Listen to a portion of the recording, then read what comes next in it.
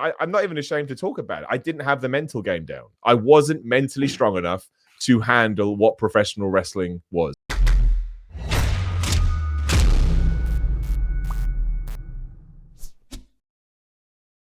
Wow, it's actually happening. It's real. We're live, pal. What a line. Well, it's good to see you again, even though I can't shake your hand or see your massiveness in person. Well, you say that. My massiveness is slowly depleting because I'm having to use like weights I can find around my house, which I'm looking at now, are not plentiful.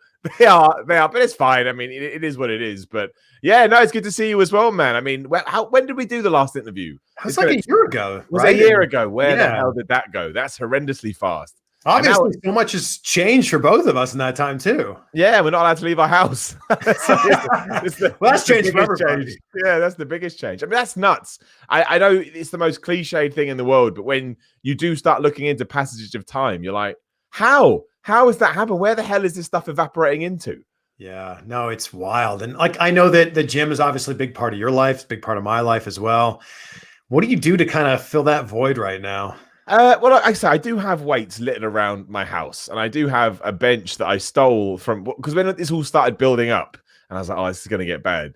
I zoomed to my parents' house, and I got my old weight bench that I used to use when I was like 15 years old, and I looked at it. It was in, but like this, is in such bad condition, it lives in my garden. I was like, you're not even allowed in my house. Oh, wow. But I was like, I can still use it. So I have a selection of sort of like dumbbells and weights that I keep looking at down here in my house. And then, yeah, in my little tiny garden, I've just got a bench with, and there's not a lot of weight on it, but I figure just push and train and be as intense as possible, and hopefully it'll be okay. But it's not the same. And the crazy thing is, I love going to the gym. I look forward to it. Hate working out at home. Hate it. Dread it every day. Like, I gotta do this now. There's something about getting changed, putting on your shoes, getting into your car, going to the gym and going, all right, I'm here now. I'm surrounded by this atmosphere. I got to get it in. You know, in the same way the Rock calls it the Iron Paradise. You know, it's obviously not our Iron Paradise, but there's something about being in that atmosphere. Yeah, even if you had it in, let's say you had it in like a sizable garage or something like that, even that would be fine.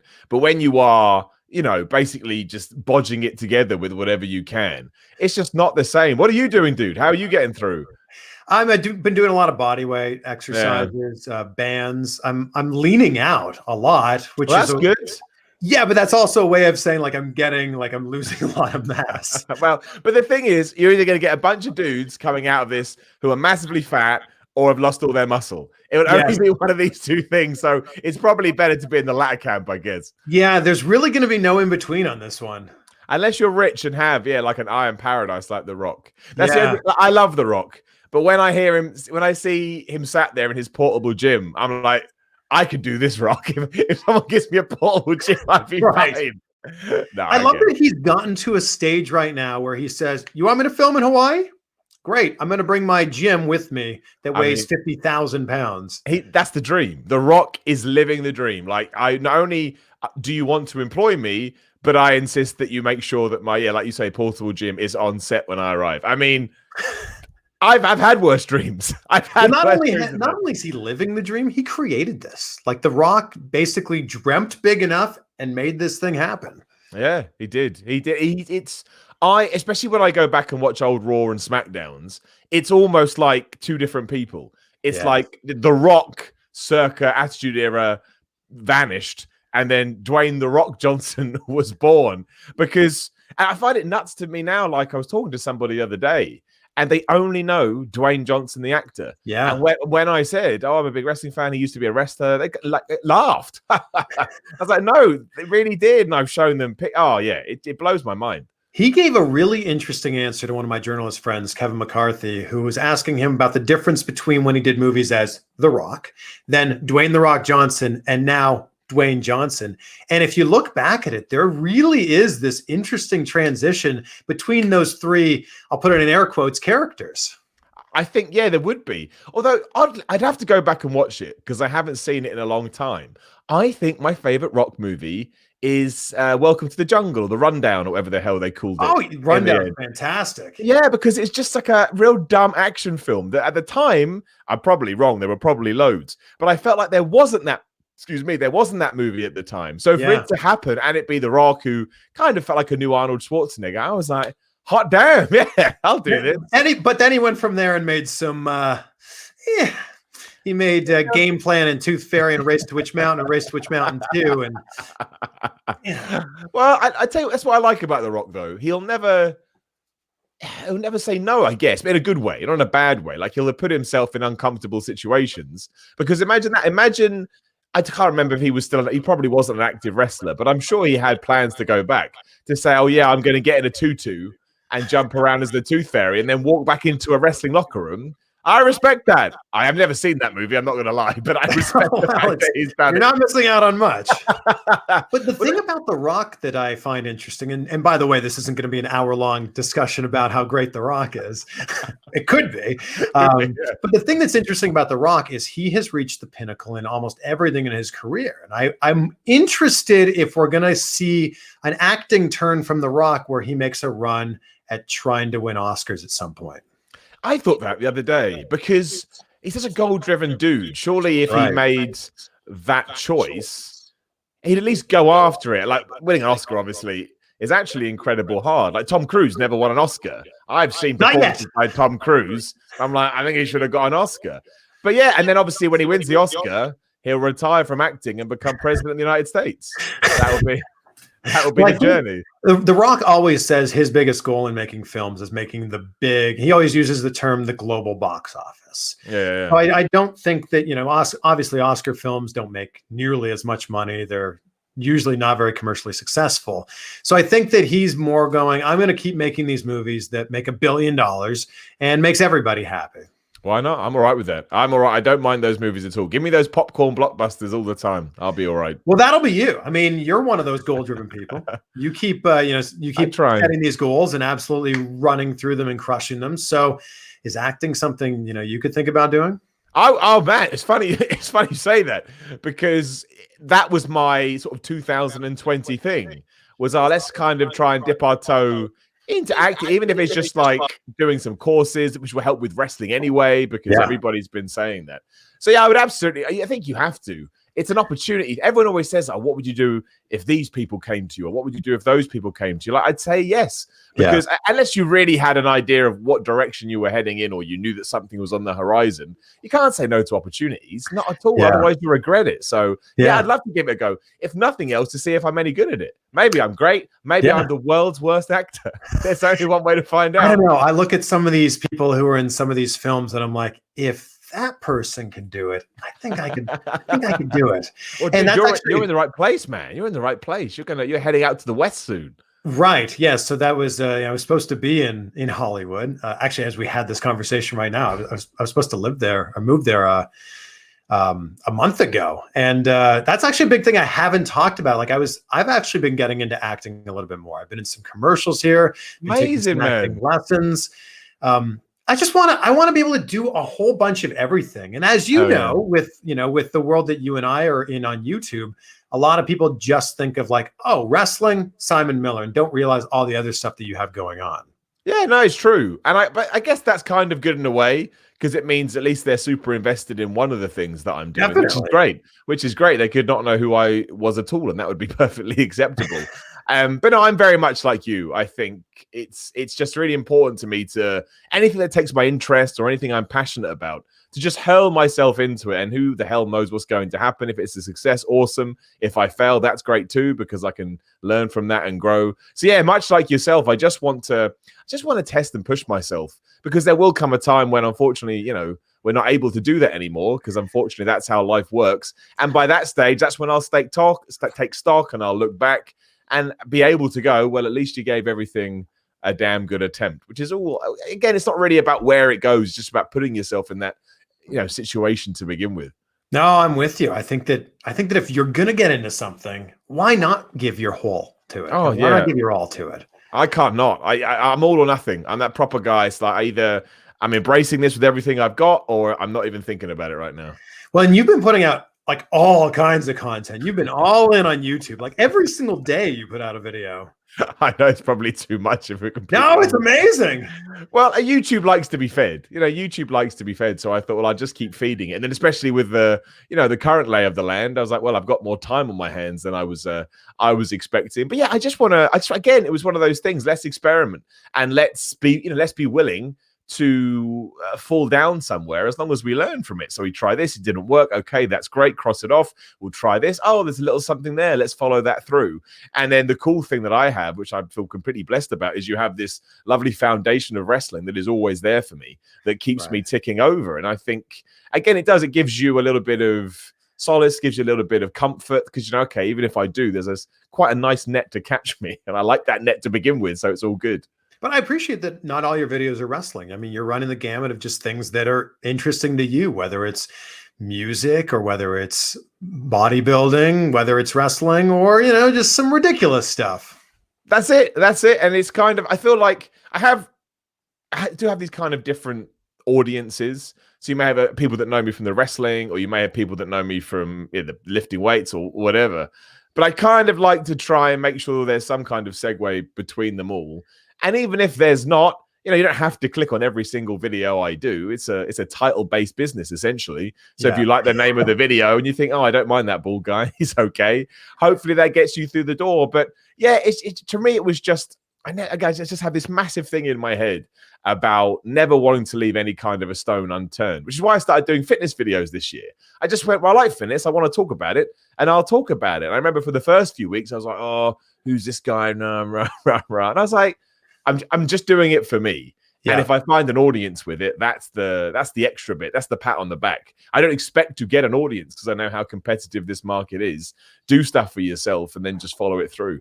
I found though that so I was uploading my celebrity interviews and I was uploading the wrestling interviews, and they were such competing audiences. Oh yeah. If I uploaded a wrestling interview, the celebrity people were like, we don't care about this person. And then if I uploaded like a big celebrity, like a Denzel Washington interview, all the wrestling fans would be like, so when's the next wrestling interview? That's incredible. See, that's incredible to me, because, and I think especially with somebody like yourself, you get to the point where it's like, anyone that comes up with a brand new idea, and you kind of have to sell people on the thing that so if you're going to start doing interviews, for example, going back to what we were talking about earlier, and your first interview is The Rock, people are going to watch that because they like The Rock. But then obviously the goal, and I think you've done this incredibly well, is that now it's like, well, no, I like Chris's interview style. I will just now watch Chris interviews because I know I'm going to learn some stuff and maybe be surprised by some stuff. And that's what you've done. I think so anyway. I think you've come up with this awesome little thing where it's Chris interviews whoever, and the whoever is almost secondary because you've got a really, lay down, easy to understand, fun interview style that people can enjoy. And I think that's the key, is having that switch at some point. Well, I appreciate you saying that, especially coming from someone like you. So thank you. And the niche that you've carved out, I think that I need to congratulate you on 100,000 subscribers. Oh, that's man. Amazing. Have you got the button yet? The play button yet? I haven't even got the email yet. Okay. So by the way, you need to actually fill out a form to get that. Well, I found the form, but they said I needed some code, and they said they'd email me some code. I was like, so then you just email them, go, hey, I didn't get the code, and they go, that's true. Oh yeah, you do have 100,000 subscribers. You're right, I should have done that. I'm not that smart. It shows up like a week later. No, I do want that button because I want to do something stupid with it. I haven't made up my mind what it is yet, but I'll do something dumb. But no, that did mean a lot to me because, and I understand in YouTube land, 100,000 subscribers is, there are people out there with 50 million subscribers. And I always like to caveat that because there's always one guy. But to me, it meant everything. Given, and you kind of, summed it up.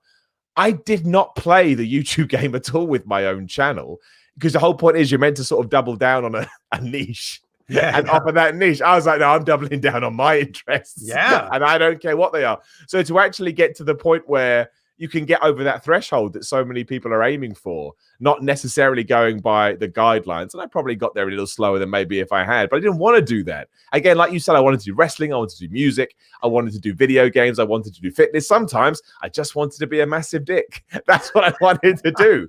So to actually be able to get to that milestone and get, some statue from YouTube at some point, I was proud. I'm not going to lie. It put a smile on my face. I'm in the same boat. Like I've had some other accolades in my broadcasting career, but the YouTube thing meant a lot because it's like I created this with the help of obviously everybody watching the videos, but like if I wanted to put out a video this week, I did. And if I didn't want to put out a video this week, I didn't. Exactly. So it's all on you. It's your creation. It's your baby. I got to laugh at you saying that if you felt like being a dick, you were a dick, because I mean, you're like the nicest human on the face of the planet. You can't really be a dick. That's very kind. But I have put out videos in the past that are, yeah, dick's not the right word, but poke the bear videos, you know, silly videos, joke videos that go way over some people's heads and they get mad. But I do it. I'm not going to lie. I enjoy that reaction. I enjoy the people that miss the joke. It puts a smile on my face. So I was like, yeah, I'll do it anyway. For people who haven't seen you in the ring as a wrestler, how do you describe this Simon Miller character? Well, the character is something I've been working on in these quiet days, because I thought, well, I can't get in a wrestling ring and I can't get together with other wrestlers, but what can I do? Well, I thought we can focus on the psychology and the character side of things. And actually, from talking to a few other people who are, I won't drop their names in case they don't want me to, but have, you know, they're doing pretty well as pro wrestlers. I said to them, the issue I think I'm kind of having at the moment is my character is me. Because obviously we documented all the wrestling journey stuff on WhatCulture. So it'd be silly if I come out to the ring as like, you know, Baron von Fruit. They'll be like, well, I know you're not Baron von Fruit. You're Simon. That's your new character. Be a pirate. But it's just like, I know that's not you. That's like really slapping people in the face about, oh, wrestling's fake and all of that. So I thought I need to be as authentic as possible. But now that I'm still learning, again, I'm still greener than green. But you get to that point now where you do need to start adding elements to it. And that's what I've kind of been investing in now. And I think what I'm trying to come out the other side of is difficult, because I think when you try and do this kind of character, you're treading a line where you don't want to be too heelish, obviously. But the idea now is to try, and I won't spoil it now, but I've got all this new gear made, and I've kind of, when we come back, I've got this kind of new approach, I guess, to the character side of things. But, you know, the idea of being not a man of the people, but like a man with the people, a voice of the fans who, you know, decided to take everything one step further and had the backing of all these amazing people, and kind of just working that into. Basically, you can explain that to somebody in an elevator within 30 seconds, as opposed to, well, I did a documentary on WhatCulture, and then I did, like, what are you talking about? So I'm just trying to condense it down into all of that, which then, of course, has to copy across to what I do in the ring. So yeah, it's funny you asked. At the moment, I'm just batting all these ideas around to try and figure that very question out. Well, you're in an interesting stage, because I think there's a lot of people that go to wrestling school and go, I want to be a wrestler. Well, you go to wrestling school, you have your first match. Well, now you've accomplished your goal. Now you're a wrestler. Well, what's next? And that's exactly where you're at now. It is. And the cool thing about it is that I love doing it, because you never really know until you start the process, and maybe I won't like it. I say it to everybody. They say, what's the one piece of advice you could give me? I go, enjoy it. And if you don't enjoy it, quit. I don't mean that in a negative way, but I mean, there's no point pushing yourself through something you're not going to get something else out of. It's a waste of everybody's time. But yeah, that's the thing now. What is the next step? But I'm lucky that I enjoy it. And really, I mean, sort of, you know, the more general goal is just to get better, and to get to a point where people come and watch me and go, oh, that YouTuber guy actually knows what he's doing, as opposed to YouTuber guy thinks he wants to be a wrestler. And then wherever that goes after that, it is fine with me. And, you know, as we said earlier, you never say no to opportunities. But I also feel very lucky that even outside of this wrestling bubble, I have all these cool things going on that fill up my hole inside that needs to be filled up all the time. But with that said, I want to see the wrestling thing through as far as it can go. Don't get me wrong. I'm super passionate about it, and I don't want to let myself down or ever have any regrets. So whatever is out there in the future, I will dive in head first. Well, I mean, it's been a year since we talked, and like so much has changed in that time for you in the wrestling world. So like, what are some of the matches, or what are some of the things you've learned that have really either opened your eyes to this or have really changed your perspective about it? That's a question and a half. I think in terms of what I've learned, I'm going to say a lot of cliched things here, but I think that kind of sums up why they're cliched things to begin with. But it's just listening. I sound so stupid, but it is that idea of listening to the fans, or listening to the reaction, or trying to play off a crowd. Because something that I get very, very nervous about is when you're in the back with somebody and you plan 10,000 moves or 10,000 spots. I get it, because that's where, where the industry is at the moment. And you do have to be good at that. You absolutely do. But I learned that, okay, I'm not necessarily, it's odd as well because I got a good memory, but clearly not for that kind of stuff. Like I get inside my own head a bit. And, you know, the feedback I would get from most matches is you're in your own head and I can see you're in your own head. So they said, next time you have a match, you know, pick your spots, do it on a show where there's going to be less people so you don't get too afraid. And just go out there and just see what happens. And I did that with a couple of guys. We had a start and we had an end, but the middle was just completely open aside from this is the idea we're going to try and convey. And while it was very flying by the seat of your pants, it was great. It was great. I think I kind of liked the fear of it all just going badly, as opposed to it going badly because I forgot, oh no, I meant to be here. And I kind of think that when that does happen, you really focus more on selling what's going on. So somebody hits you, you sell it in the right way, and you're not just going like, "What's next? Oh yeah, this is next."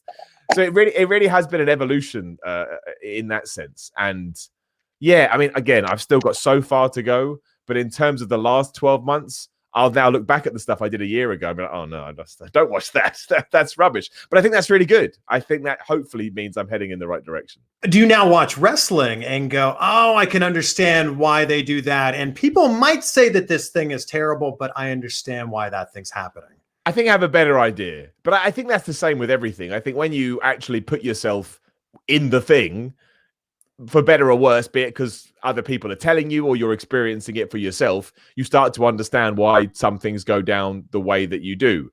Doesn't mean that I agree with this argument that if you've never been in a ring, you shouldn't have an opinion. Of course, you're allowed to have an opinion. You're allowed to have an opinion as a fan that's watched a lot of wrestling. That's as valid as anybody else's. But yeah, again, it's like if you get in the magician circle, you'll learn so many things that next time you see a magic trick, you go, oh, I see what they did there. And that's what wrestling is. It's the world's most wonderful magic trick.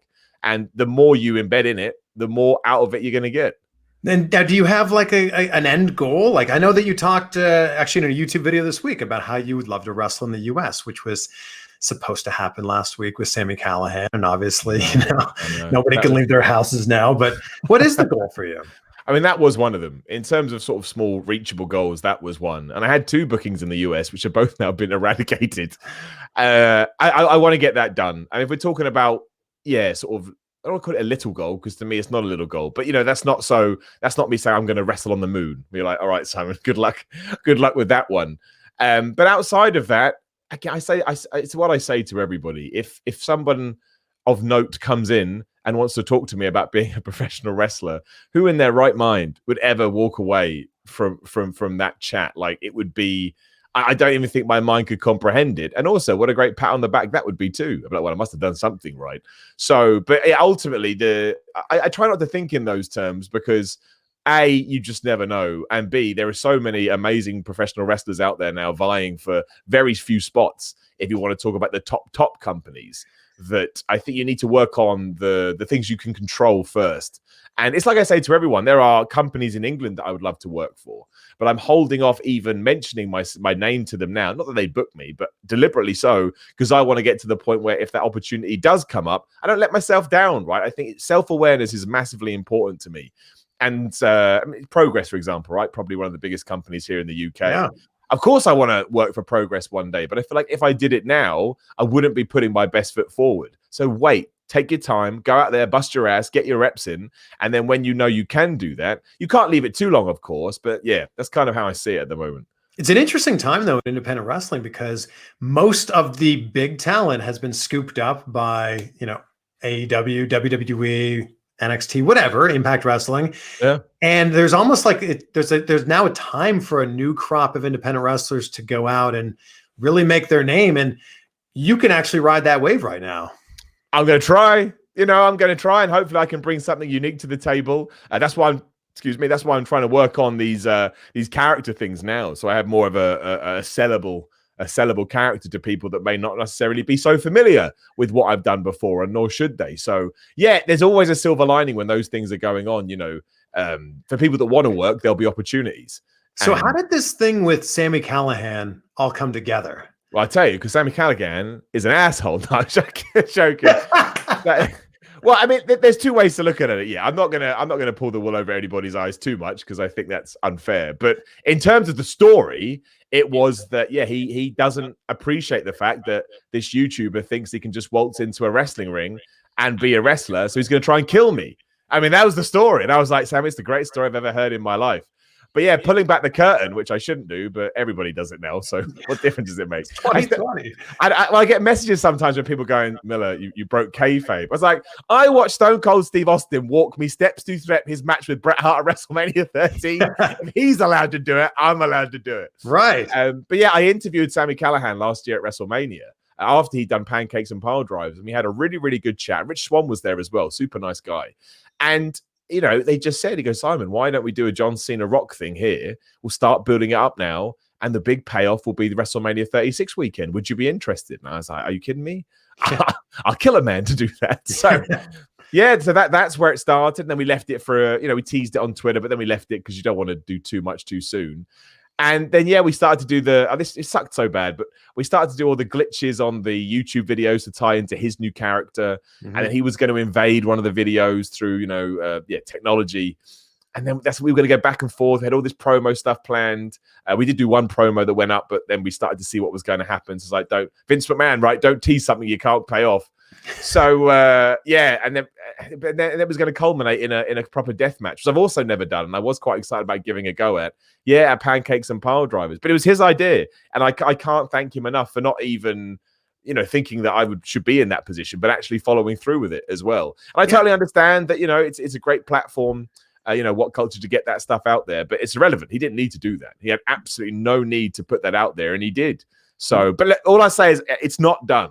We promised people a WhatCulture deathmatch. One way or the other, when everyone's allowed to run around, they're going to get a WhatCulture deathmatch. Wow. And so this can tick off the box of having a deathmatch. Yeah. And then tick off the box, hopefully, for you to wrestle in the US. I'm hoping. I'll pay my own fare. I don't care. Whatever I got to do it, I'll do it. Is a WhatCulture deathmatch the same as a deathmatch? It's a great question, Chris. Nobody knows. One man knows.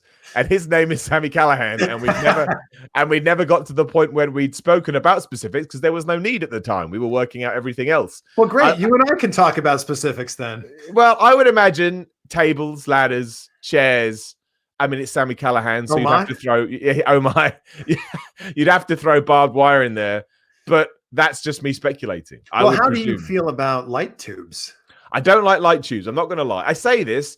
But again, if you put me in a situation that I deem to be a good one and everyone's adamant, I'd say I wouldn't do it, but maybe I would. But no, I think of all the things you can do, light tubes to me, I've seen lots of light tube matches and every single one has ended with somebody going to the hospital. So I'm like, it's not a good idea. How do you feel about staple guns? I'd be worried about that too. I'd rather barbed wire over staple guns for me. Wow. Yeah, I don't know why. Just I guess barbed wire is a lot easier to gig. Well, yeah, that's probably what it is. But hey, look, if there's an idea and it makes sense, you can't say no. You've just got to see where it goes. Otherwise, you'll regret it. You will. You really, really will. So, well, I think you probably will get to the point where one American booking turns into 2, turns into 10, turns into you're flying to the US once a month and, doing a loop.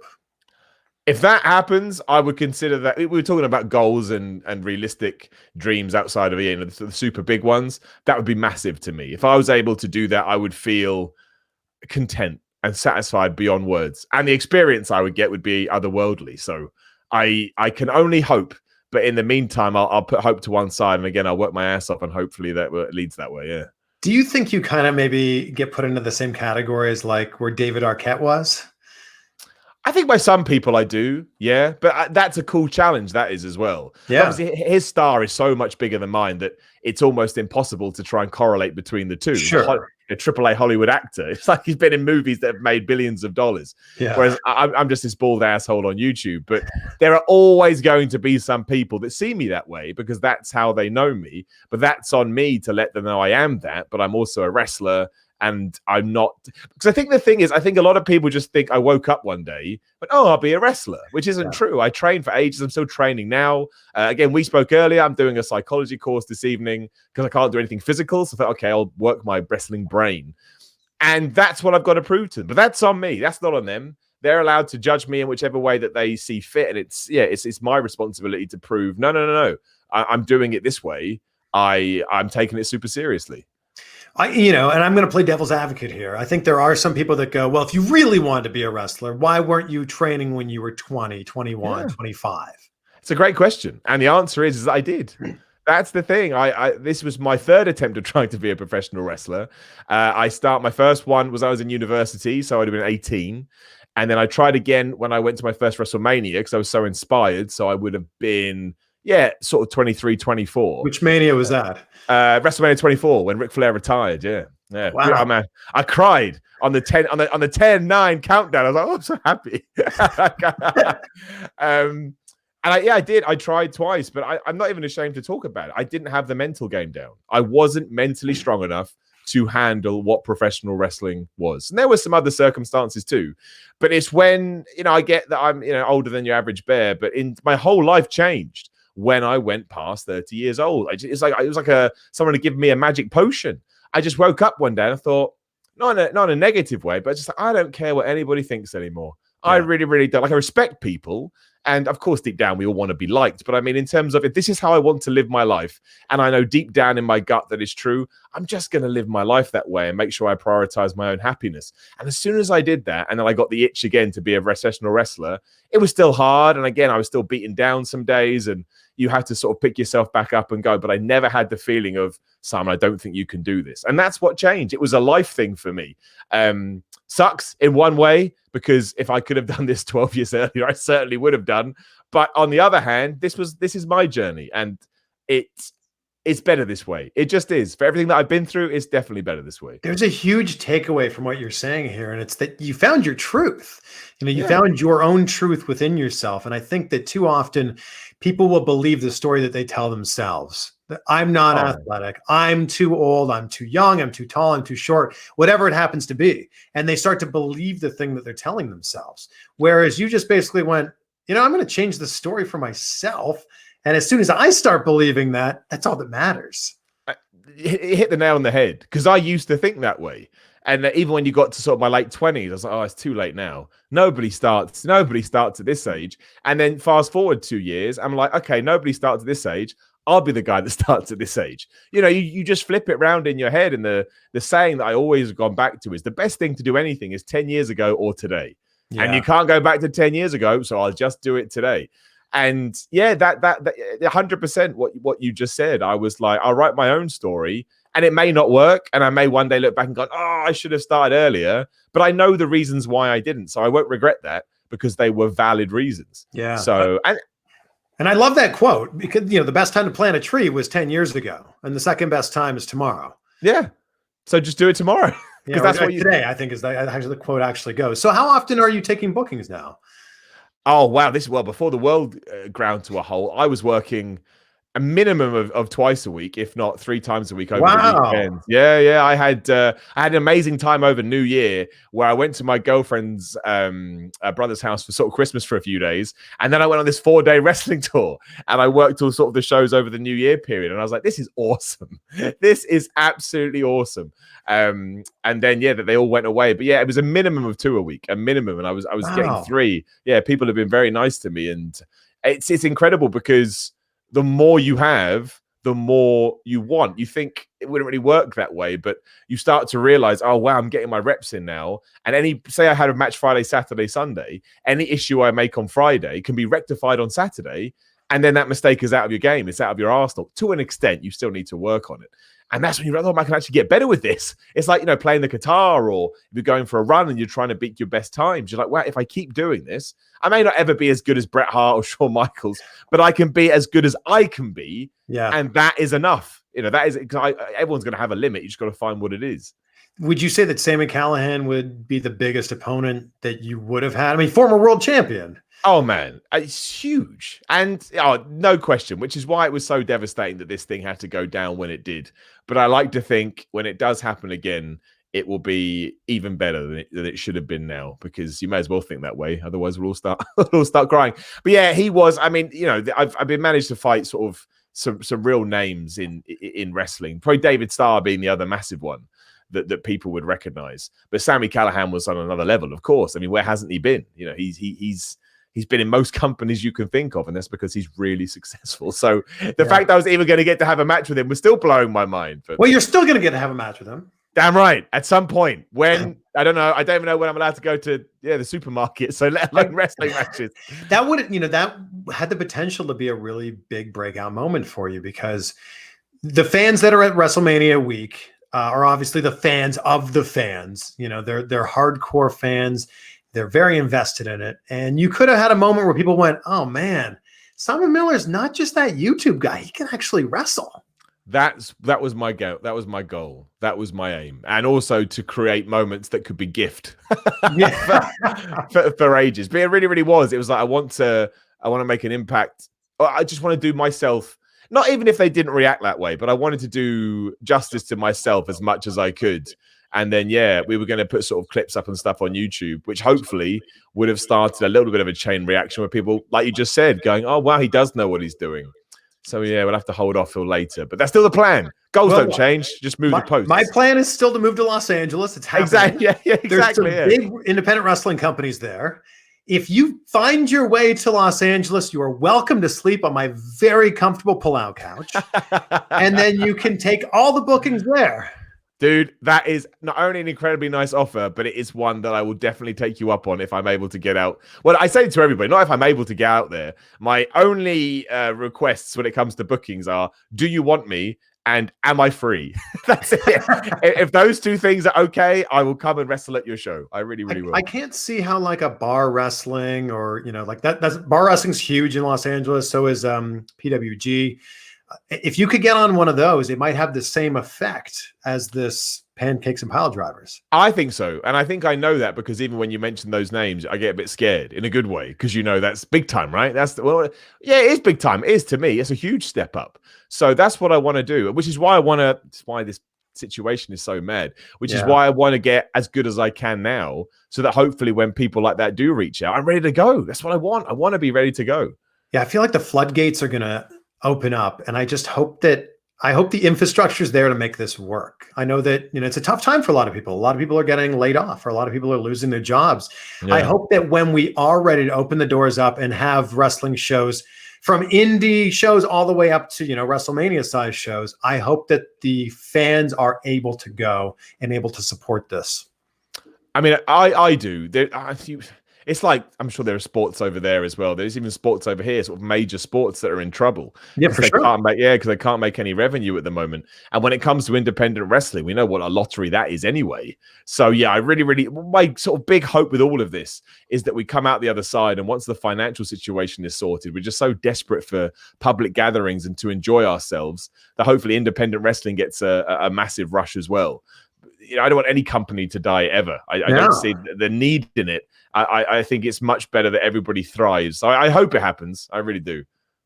Is there any talk now? You obviously have some bad blood with Tama Tonga. Is there any talk of you guys having a match? We'll get. How we're going to get to that one, I don't know, but we'll get to it. Again, it was on the cards to happen, but it just life didn't. Life found a way to stop it from going down. But I know that Tama is still interested. Obviously, I would still be interested. I think Sami Callihan and Tama Tonga, as long as the world goes back to being balanced, will be on the agenda at some point. Yes. Oh, no, this is going to happen. Yes. I'm confident. So who, other than those two matches, who's the ultimate dream opponent for you?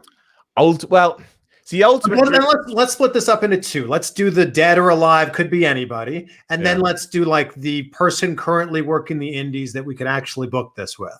Okay, well, anybody would be Bret Hart because he's the guy that got me into wrestling. I've just started going through his book again because I had some free time. I was like, I'll read Bret Hart's book. It's like 700 pages long. This will take me forever. Great book though. Really nothing else to do. Yeah. So that's because that would just be one of those things that you always hear people say when you look across the ring and you see that guy looking back at you. Like Triple H would be a close second. I'd be giggling. I would just be told off when I got back to be like, this is ridiculous. Why am I looking at Triple H in a wrestling ring? But they're two guys that, absolutely cemented my love for all of this. Stone Cold Steve Austin too. In terms of people doing the round now on the independent scene, I mean, it's just the problem is it's just so many. There are so many. Like, even if you go to AEW, you could pick 10 people from AEW alone that you would be like, are you kidding me? Are you kidding me? And they've really, even someone like Sammy Guevara, right, who's only been doing television work for 6 months and was an independent guy mostly before that. Again, right now, if you're in the ring with him, you're like, what? So, MJF just left MLW. And you're like, wow, MJF was still doing MLW because, of course, this is his big break in many ways.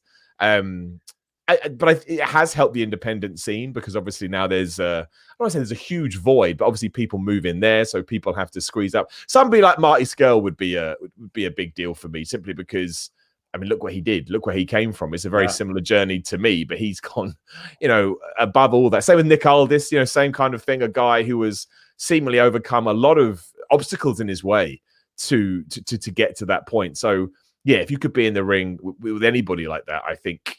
I wouldn't believe it. And I'll tell everybody, if you ever see me advertised against somebody like that, know that on show day, I am terrified.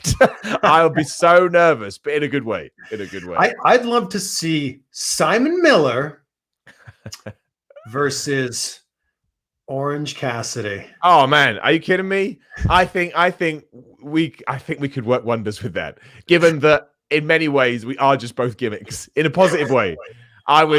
I have done one comedy match in my life, and it's so fun. And I'll do as many of them as I possibly can. Yeah. What's the biggest crowd you've worked in front of? Biggest crowd is a good question. I mean, I guess probably about 800 to 1,000 people. That's great. Yeah. Which is it's an amazing thing. Like when you walk out in front of a crowd, even with 100 people, if they're sort of raucous, it feels like 1,000 people. But when you actually work out in front of a crowd of 800,000 people, you're like, oh my gosh, like you that kind of noise. And the thing I always think is that we're talking about, 4 figures here. Imagine 80,000 people. I mean, no wonder wrestlers get addicted to this stuff. It must make you feel like Superman when you have that many people, not only focused on you, but just making any kind of a noise. It's just blows my brain. Is WhatCulture just loving the fact that you're in this now? I think so. I think they like I think because obviously there's a load of awesome dudes at WhatCulture doing their thing. And not only at WhatCulture, there's loads of people on YouTube doing their thing, doing the journalism, fan, critic, whatever you want to call them. Yeah. I like to think that maybe I offer something different now. Obviously, I came in through that world. But I like to think that maybe now I have a bit of, just a unique twist, which I think is massively important on YouTube. But no, they always ask about it. They always support me. They're really, really nice. They're really, really nice about it. So, yeah, I like to think so, but I don't want to speak on their behalf. But they've been nothing but supportive since day one. I mean, look, they put the whole documentary on there to help me out. So, no, yeah, I owe them massively for that. I can't see why any promoter wouldn't want you. You have, obviously you have this huge platform that could only help them out. I can't imagine if someone says no. I mean, the answer is probably we just don't have room for you, but I can't imagine what's going through their mind. Well, that's very kind of you to say. I think I still need to win some people around in wrestling from a wrestling point of view, which I think is fair. I think you gotta prove your worth, right? And I think there's still a few people that want to make sure that I'm doing that because they won't have met me and they won't know how much, I sound cheesy, but it's true, how much respect I have for wrestling and how when I'm in any kind of a locker room, I try and be as quiet and as humble as possible because I'm well aware of what's going on. But again, that comes through actions, not just me sat here and saying it. So I would presume it's that. I would also presume that maybe my work needs to get a little bit better, and that would be a fair critique too. But like I've said, that was the damn idea before all wrestling shows got cancelled. Well, what do you think about the fact that all other sports are canceled, like we talked about, but wrestling is continuing on every Monday, Wednesday, and Friday? It's incredible, isn't it? I had a friend of mine get in touch who doesn't really he knows of wrestling, but he's not a fan, doesn't hate it or anything. And he was like, how is this happening? I was like, I don't know. It's difficult because it's great for me and it's great for what I do because it's not only from a personal point of view, because it provides a distraction, as both AEW and WWE has done. But from my YouTube point of view, I have shows to review, which is great because I can focus on those. And look, as long as health and safety is put first, which I'm going to presume both companies are doing, I can't sit here and criticize them because I'm sat there and watching them, so I can't be too offended by it. But again, as long as people are healthy, that's all that matters. As long as nobody is putting their lives at risk, I guess they can do whatever they want. But I do understand each side of the argument. I do, but I try not to give too much of an opinion because anyone can turn around and go, "Sam, you watched every one." I'd be like, "Yes, I have. I have watched every single one, and I'm not going to stop." So they are providing. I guess that's a bit of a selfish thing from me, but I'm going to trust that they're taking all the precautions needed. And if anything happens when somebody's ill, then you just got to stop them. You got to stop them. Like, it's the tiny little sliver of a reminder that normal life is around the corner or just on the other side of this. So I appreciate that it's still continuing, but I'm actually surprised the numbers aren't like crazy. Like, we are literally a captive audience. It's the only live thing on TV right now other than the news. I can't believe the numbers aren't like Attitude Era numbers. I mean, I suppose it's just that lack of a live crowd. You know, if you're a lapsed wrestling fan, probably from the Attitude Era, because most are, and you turn it on and you don't have, you know, the Stone Cold Pop or people chanting for The Rock, or just getting that kind of energy.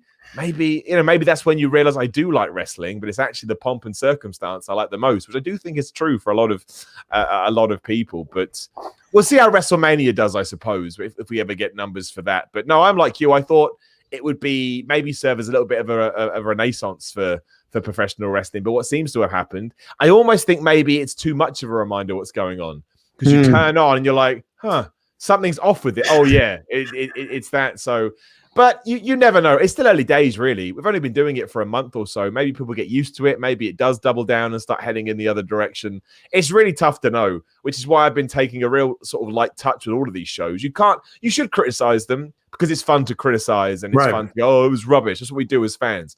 But deep down, they can do whatever the hell they want, really. It doesn't matter. It's been interesting to see how the adjustments have been made from week one of the no crowd stuff to now, because I feel like AEW was doing it really well from the start. They were putting the focus on the ring, the focus on the entranceway. They were putting people around the ring so that you could actually hear some sort of noise there. Whereas at first, WWE was highlighting the fact of like, hey, look, nobody's here, and you're going to hear literally everything. They did change, but yeah, it was the first one was good because Triple H was such a goof. You couldn't help but smile. It was amazing. But then, there was one episode, especially, it was like nobody's in the crowd, and I think they kind of learned from that quite quick, especially because the novelty did wear off. I was really excited about that first SmackDown. I was like, what's going to happen? Yeah, and then you realize, oh no, wrestling needs people desperately. Whereas AEW just. Fair play to them. They just came up with a great format and a great idea from day one, and they've just refined it to the point it kind of works, bizarrely. Well, the interesting thing that AEW did is they highlighted what was important. They put all the lights on the ring. Yeah. Whereas for the first few episodes, WWE was highlighting what wasn't there. And I just thought that's a really strange thing to do, like highlighting the fact that there isn't anybody there, just constantly reminding us every time we look at the screen that, oh yeah, crap, there's nobody here. Especially because they wouldn't mention the pandemic at all. They would never use any of the words, and yet they were happy to focus on the thing that had caught. It's a strange situation, but there's nothing wrong with picking sides. Sure, you should pick a side, and AEW did do it better. They just did. It's just true. And I'm not saying I'm picking sides. I'm saying that AEW did this thing, and then a week later, WWE also did that exact same thing. And it goes to show that, like, they're both obviously watching each other. They're both learning from each other, I'm sure. But it's interesting that out of the gate, AEW put the focus on a different thing. Yeah, I think it was a learning curve for everybody. And like we said in our last chat a year or so ago, I love all wrestling, WWE, AEW. I judge them on merit, not because of the three initials that come before their company. Yeah. And in this instance, you're dead right. AEW had a good idea. WWE did not have such a good idea. And then we flipped things around to make it work. I think it would just be so much easier in this whole situation with the pandemic if we had an end date. If we were to be able to circle a date on our calendar and go, okay, great. May 1st, June 1st, July 1st, whatever it happens to be. Hopefully it's not much later than that, though. It'd be so easy to go, okay, great. Like, we can all ramp our lives back up to when that date happens. So do you have bookings, or did you have bookings in September, October, November that still might possibly be happening? Yeah, I had bookings throughout the rest of the year, which Wow. is crazy. I mean, most companies over here are saying sort of June, July, they want to start running again, but it's out of their hands. That's the Yeah. problem. So I'm agreeing to dates as they come in because my calendar's pretty free.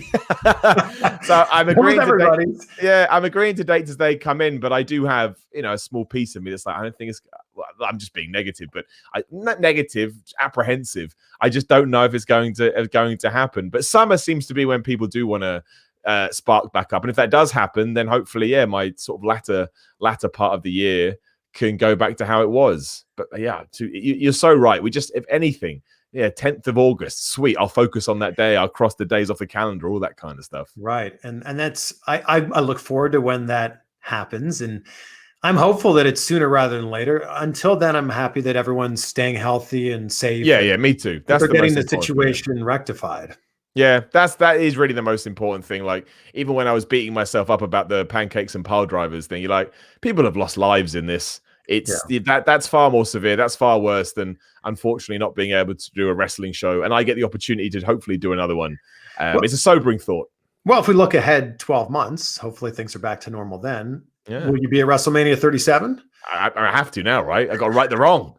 I've got to right the wrong and do it. I don't know in what capacity I'll be there, but yeah, I'll be there begging. Put me in a ring, please. But yeah, I'll be there. It's in LA next year. Yeah, you could sleep on my couch then too. Done. Yes, I'll be there. 100%. Bring all the WhatCulture guys. There's a great gym there. It'll be perfect. There we go. We'll invade your house. You'll be like, I regret this. You and I should do a workout video. We should do a workout video. So you'll be lifting like heavy weights, and I'll just be lifting like the weights that you have in your house right now. No way. We'll have a good workout. We'll put it on the internet, and everybody will love it, and everyone will be happy. How much has your entrance changed since you started to where you're at now? Massive. Not only that, but my entrance music, everything has evolved. I think my entrance for a good few months was, I'm so happy to be a wrestler. I'm going to, I guess it's good in a way. I'm just going to embrace the feeling as opposed to do an entrance. And then I remember one day, it was when Defiant was still around. Somebody in production said, Simon, you got to start doing proper entrances. It's like you're like a train that comes flying out of the tracks. So yeah, that's when again, these are the nuances you pick up, right? The little things that you never think about, like I need to stop, I need to wait, I need to, take this moment in, I need to showcase myself, show myself off, then I need to be authoritative with my walk, then get in the ring, do a pose, all these things that people expect that make you look like a wrestler, that if you don't do, you're just like a guy in tights. So yeah, it's evolved quite a lot, and it's still evolving. That's something else I'm looking into now. Does my music even fit my character? Maybe it doesn't. Maybe that's something I need to go back and look to. So yeah, it's forever changing. These are difficult decisions to make, I feel like, because you've had something that's been working with the music and the entrance and the look and the gear and all that stuff. As you start to switch some things out and change some things, maybe there's a piece that doesn't work. That's what's scary about that. Oh, terrifying. But one of the best pieces of advice that I got to do with this was, don't ever think anything is set in stone. Ever. Because if you do that, you may not actually you may not get to the bit where you finish the puzzle and you've got that final piece, because actually you needed to switch out some few things before you got to the last one. So yeah, that kind of struck me quite hard. And I was like, yeah, I mean, I'm nowhere near where I want to be. So we got to start, mucking around with some stuff. But it is worrying, but I think that's also the cool thing about wrestling, is that you can be creative. And you look at people like Chris Jericho, The Undertaker, who have at times just revamped their careers entirely. Yeah. And that's not bad company to keep. Yeah. Well, oh, how about, can you hear me now? Oh, yeah, it's back. It's back. Sorry. We've talked a lot about WhatCulture and wrestling. You also have your hand in a lot of other different things. So, like, what else do you have going on? What else? Well, again, when the world is normal. When the world is normal, yeah. I mean, doubling down on the fitness stuff on my own channel, because I just realized I love talking about it. I have no qualifications other than, 20 or so years of experience doing it, 15, 18, whatever it is. So I'm doing loads of that at the moment. And it really sort of inspired my love for working out too. So that was a nice double-edged sword. Kind of cool. I was starting to do more work with Arsenal Football Club over here. If people are into soccer, I was doing sort of their pre-halftime and post-match shows, which was like a dream for me because I was an Arsenal fan when I was a kid. So yeah, I was absolutely loving that, and that was devastating. And I had all this hosting work lined up as well. I was going to be doing some game events and some other sort of conventions. And yeah, we all know the reason why. But yeah, I'd like to get back to all of that. And again, the big 2020 thing was try to get acting in. Again, I'm not saying I'm going to turn up in The Rock's next movie, but just, find some small, picture that, people just want people to come and try out at, maybe go to some auditions, go to see an acting coach and just do all of that. So I had that all lined up as well. But it's all still going to happen. It's just exactly. But yeah, they're all the kind of things that I'm trying to do while, of course, wrestling, going to wrestling training, doing my YouTube stuff, and just trying to be as busy as I can every day because clearly quietness scares me. In the bodybuilding world, who were some of the people that really influenced you? Well, I mean, Triple H was actually the guy that influenced me the most, which is kind of bizarre because he was a wrestler. But yeah, he just looked like he'd fallen off the pages of a comic book. So when I was like 12, 13 years old, I was like, I want to go to the gym. So I started going to the gym. Again, it kind of sums up what I'm like now. I was like, well, just go. Okay, I'll go.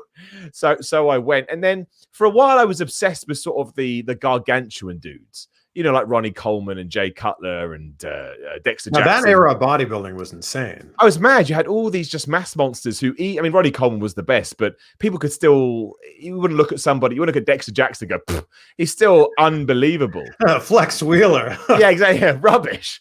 But then you start to learn that that's a whole nother world that you're never going to be able to, it's not how you're built. You're never going to embrace that. And, from there, it was just kind of anyone. I mean, even someone like Mike O'Hearn, who kind of fits in somewhere between, because he's been around for years, of course, fits in. I can't believe how old that guy is. He looks. I know, absolutely. But he's sort of like, he's not a pro bodybuilder, but he's not like just a good dude that's in shape. He's like in super good shape, but he probably could step on a bodybuilding stage tomorrow. But you get what I'm saying. And so, yeah, these are the kind of guys that I was looking at. Because obviously, I saw Mike O'Hearn in. Oh, that stupid thing, the wrestling thing and Terry Crews is in it as well. Battle something or other. It was like American Gladiators, but it wasn't Gladiators.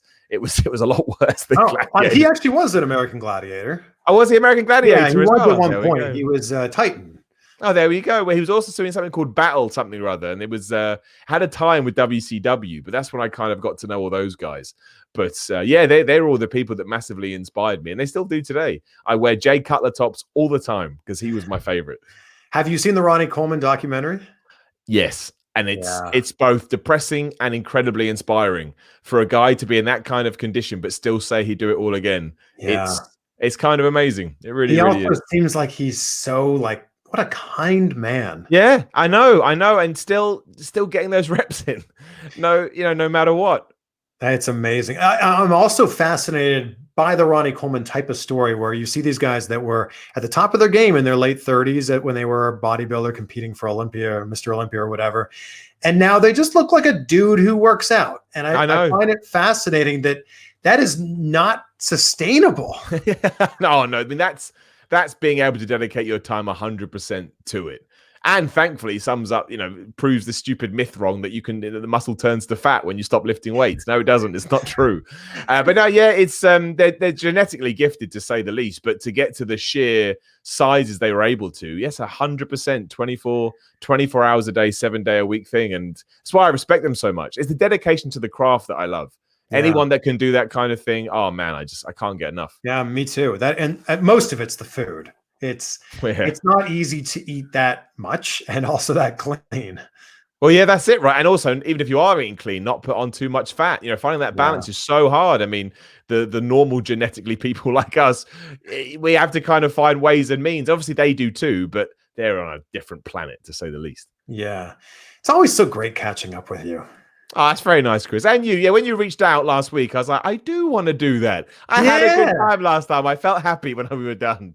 No, that was great. Like, I think you ended the other one basically saying that it helped to fill up your tank. It did fill up my tank. And that's how I feel right now. I feel like my tank has been filled up again, even though we are doing it over the magic of the internet. It's been good, dude. I appreciate you, and I appreciate you always reaching out. And I appreciate massively that you mentioned it earlier, the people that tweet both of us saying how much they enjoyed our last one. That really means a lot to me. Yeah, people are so kind in the comments. And this is not, by the way, any sort of invitation for them to start being mean, but people have been so kind. Once again, I'll pin your YouTube channel down below so people can subscribe. Thank you, man. I feel like we should talk about this little cross promotion that we have going on here as well. We certainly should. Well, how would you like to start to talk? I don't know.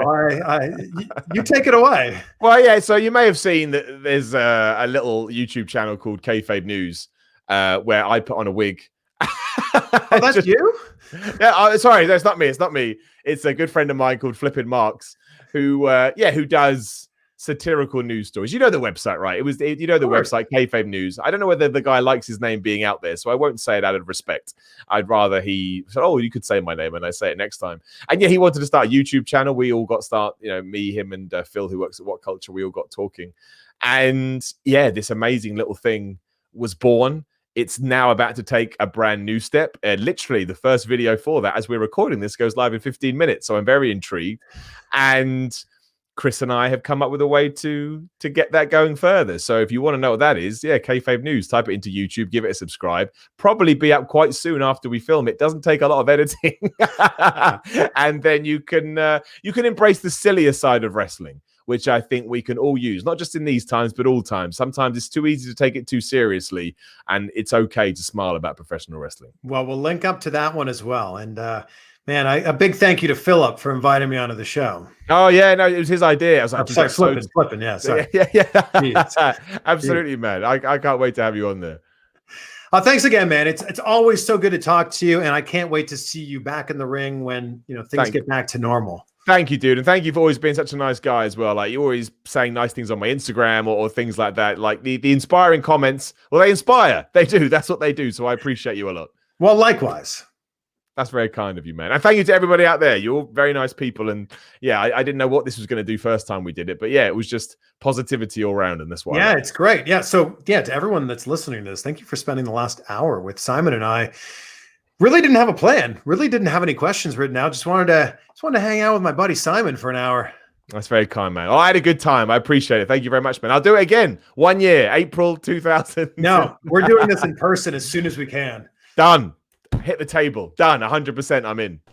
Oh, man. Simon Miller. What a guy. He might be the nicest man in wrestling. A huge thank you to him for hanging out for the last hour. Huge thank you to you for hanging out for the last hour and for continuing to watch now. If you haven't yet, please take a second to click that subscribe button and also make sure to subscribe to Simon Miller's YouTube channel as well, as it continues to grow. And down in the pinned comments, you will find a link to the, I guess we'll call it an interview that I did with Simon Miller. Sorry, that I did with Flippin' Marks for Kayfabe News. And I can promise you, it is certainly unlike anything you've watched on YouTube today. Yeah. So I'm really excited for things starting to get back to normal, hopefully here in 2020. And I hope that means that Simon Miller can finally have that match with Sami Callihan. What exactly is a WhatCulture Deathmatch? Hopefully we will find out soon. And hopefully it happens on U.S. soil so that Simon Miller can check that off his bucket list and say he was able to wrestle on U.S. soil. I appreciate that we can still do these interviews virtually like this, although I much prefer them to do them in person. Hopefully that happens soon. A lot of people have asked me, what mic are you using for these interviews? And big shout out to Samson for hooking me up with the Samson Satellite, which is, I guess I should put it down here because if I hold it up, you won't be able to hear me as well.